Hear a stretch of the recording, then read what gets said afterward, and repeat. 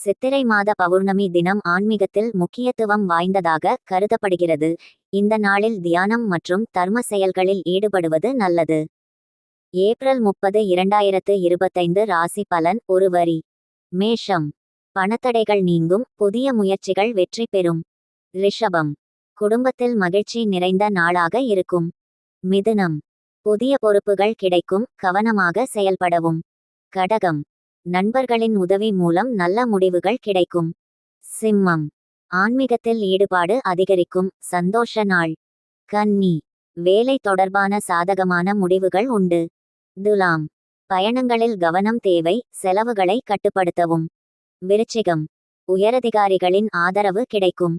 தனுசு, எதிர்பாராத சம்பவங்கள் நன்மை தரும். மகரம், மன அமைதி தேவை, தவறுகள் தவிர்க்கலாம். கும்பம், புது நட்புகள் உருவாகும், வாய்ப்புகள் கிடைக்கும்.